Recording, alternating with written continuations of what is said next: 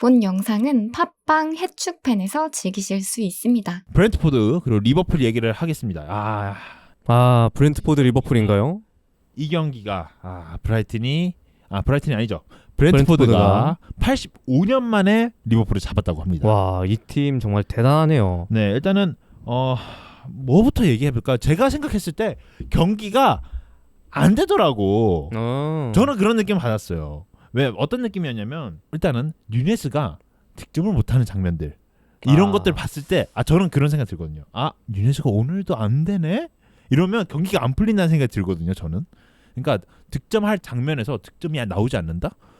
이거 오늘 경기가 계속 꼬이는데? 라는 생각이 저는 계속 들었어요. 이제 아무래도 누네스가 이제 막 옆에 주전들이 건재하고 그 옆에 약간 조력자처럼 들어간다면 저는 괜찮을 것 같은데 이게 옆에 있는 선수들이 다 부상을 당하면서 누네스가 결국 득점을 해줘야 되는 상황이 오니까 선수 본인으로서도 부담이 좀 큰 것 같아요. 맞아요. 그래서 약간 이거는 골대 안으로 분명히 차야 되는 장면인데 골대 바깥으로 찬 장면이 많이 보이더라고요. 제가 봐도 이건 좀 아닌데? 이건 뭐 소튼 공격수급인데?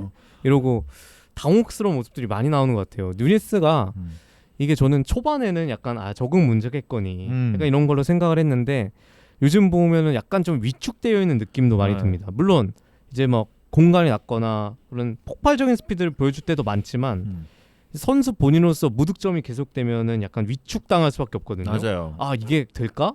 약간 그러면서 이제 선수 본인의 폼에게도 문제가 생긴 게 아닐까라는 생각이 듭니다. 네, 저는 뭐 이 경기를 좀 브렌트포드 좀 위주로 본다면 브렌트포드가 이번에 한 5-3-2로 좀 내려앉아갖고 리버풀의 공격을 거의 막는데 좀 집중을 했어요. 네, 이번 경기에 이제 아이번 토니 선수가 출전을 하지 못하면서 부상이라고 하는 것 같더라고요. 네, 부상이라고 사실 그 뭐 도박 얘기도 있었는데 그거는 아닌 것 같고요.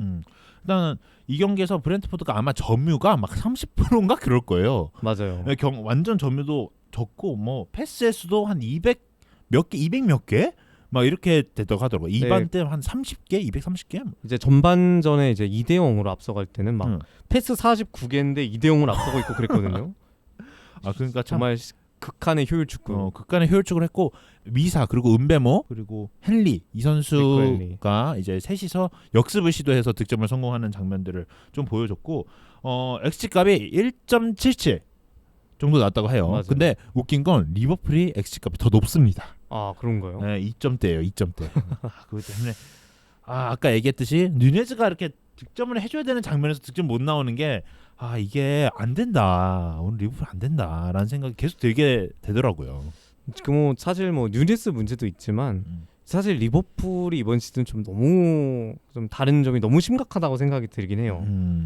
이제 좀 그동안 지목받았던 선수 뎁스 문제가 이번 시즌에 좀 많이 터지고 있는 것 같다는. 맞아요. 사이클도 완전 이제는 새로 갈아엎어야 될 것 같아요. 맞아요. 사실 이제 그동안 중원 라인에 정말 고민이 많았던 리버풀인데 이번 경기는 핸더슨마저 출전을 하지 못하게 되면서 이제 그 자리에 엘리엇, 막 케이타 막 이런 선수들이 나오게 됐어요. 사실 뭐 리버풀 팬들은 알고 있죠. 리버풀 팬들이 저희보다 더 많이 알지 않겠습니까?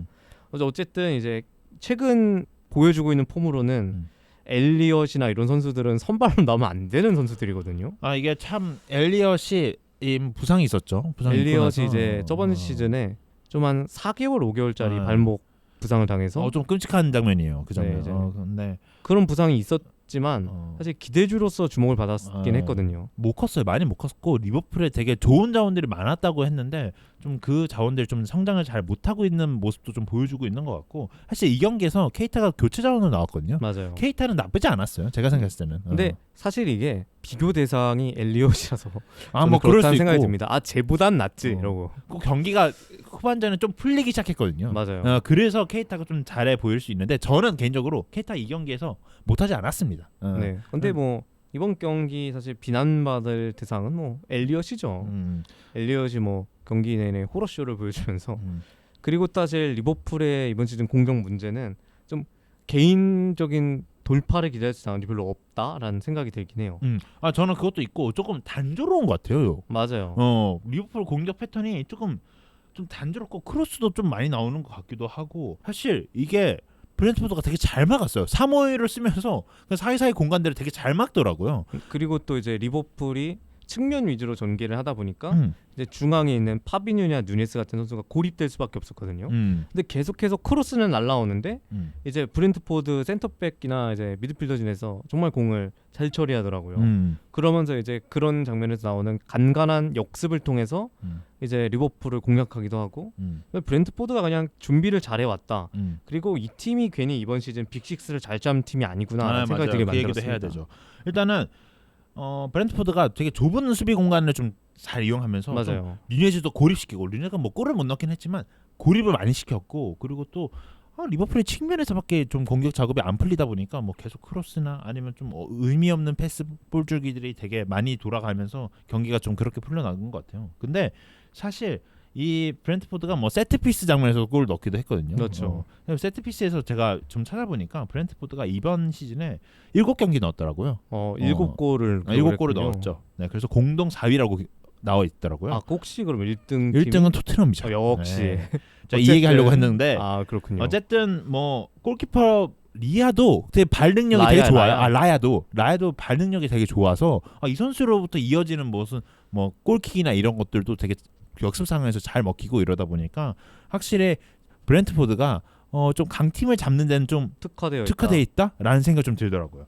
이번에 보니까 이번 리버풀 경기까지 잡으면서 이번 시즌 브렌트포드가 누구를 잡았는지 빅6를 상대로 어떤 성과를 냈는지를 좀 살펴보면 아스날은 3대0으로 패배를 기록했습니다. 역시 1등 팀이죠. 그리고 맨유는 4대0으로 잡았죠. 이 경기가 맞아요. 조금 이슈가 됐죠. 이 경기가 이제 촉발이 돼가지고 카제미루가 왔죠. 카제미루가 사실 이 경기를 보고 막 맨유에 관심이 있어져가지고 왔다란 카더라가 있더라고요. 뭐 사실 이게 카제미루가 농담을 한 건지 진담을 한 건지 모르겠습니다. 농담이겠죠. 어쨌든 뭐 맨유 입장에서는 뭐 좋은 일이지 않았을까?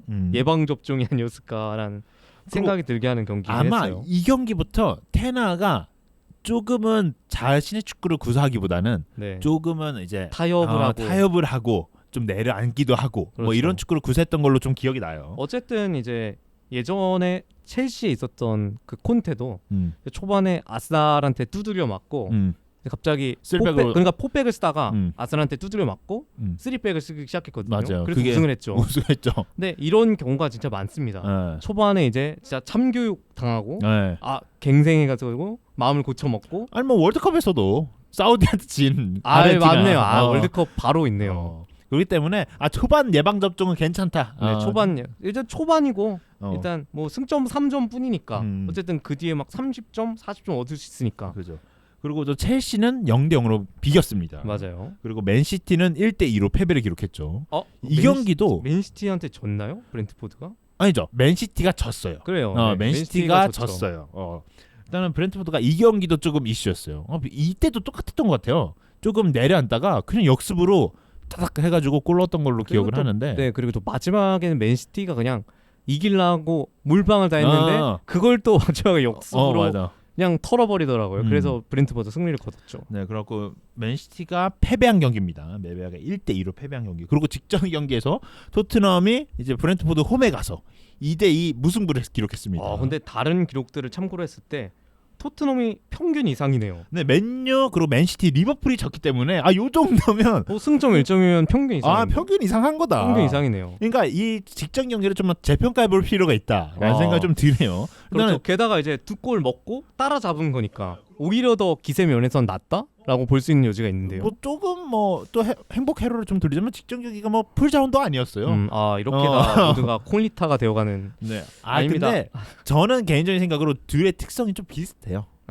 두 팀 다 이제 좀 역습을 좀 구사하려고 하는 팀이다 보니까 세트피스가 장점이고. 우리가 이런 얘기 많이 하잖아요. 똑같은 전술을 좀 쓰다 보면 팀의 전력이 좋은 팀이 조금 승점을 쌓는 경우가 좀 많으니까 짭과 아류는 안 된다. 뭐 이런 얘기를 많이 하니까 이 경기에서 좀 이런 게 좀 발휘되지 않았나. 뭐 토트넘이 좀 교체 자원도 많이 썼으니까. 그렇죠.